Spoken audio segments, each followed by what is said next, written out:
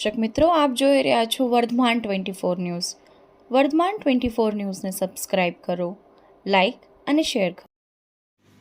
પ્રસિદ્ધ કથાકાર જિગ્નેશ દાદાએ ભાવનગર શહેરના સરદારનગર ખાતે આવેલી અંકુર શાળાની ખાસ મુલાકાત લીધી હતી.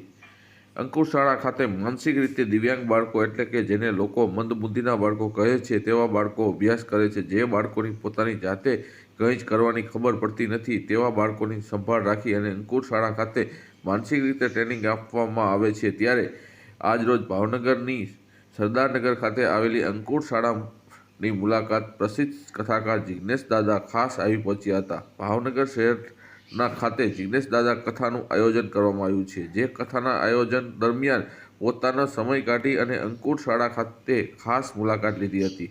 પ્રસિદ્ધ કથાકાર જિગ્નેશ દાદાએ આ મુલાકાત દરમિયાન જણાવ્યું હતું કે આ બાળકો નહીં ભગવાનનું સ્વરૂપ છે અને પોતે આ બાળકો દર્શન કરી પોતાને ધન્ય મને છે. અને આજે તેની મુલાકાત લઈ ખબર પડી કે સૌરાષ્ટ્ર અને એમાં પણ ભાવનગરમાં અંકુર શાળા જેવી સંસ્થા આવેલી છે જ્યાં આવા બાળકોને ટ્રેનિંગ આપવામાં આવે છે જે પોતાની અવસ્થા લઈને આવ્યા છે. આવા બાળકો આવા ભગવાનને મળીને ખૂબ આનંદ થયો હતો. કલાકાર જિગ્નેશ દાદાની મુલાકાત દરમિયાન મોટિવેશન સ્પીકર નેહલબેન ગઢવી સહિતના આગેવાનો પણ ઉપસ્થિત રહ્યા હતા. કેમેરામેન રસુલભાઈ સાથે રિપોર્ટર ફિરોઝ મલેક, ભાવનગર, વર્ધમાન 24 ન્યૂઝ.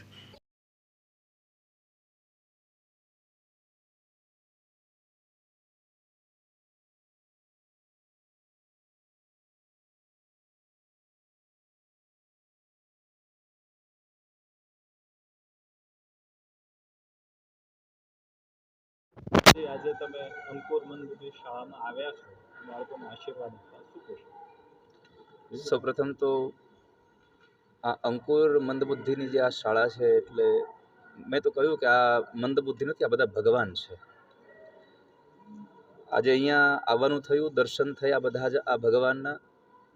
અને અહીંયા નેહલબેન ગઢવી અને એમની આખી આ ટીમ, જે બધા શિક્ષક ભાઈ બહેનો છે, આ છોકરાઓને, આ બાળકોને, આ ભગવાનને આટલા સરસ રીતે આવા ટ્રીટ કરે છે.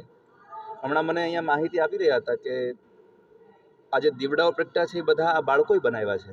તો મને આશ્ચર્ય થયું કે પહેલાં તો હું કહેતો હતો કે લગભગ કદાચ બજારમાંથી વેચાતા લઈ આવ્યા હશે, પણ આવા બાળકોએ આવું બનાવ્યું છે એટલે મને ખબર પડી કે જમીનમાં પાણી તો છે પણ એમાં કૂવો ખોદનારો કોઈક જોઈએ છે આ સંસારમાં.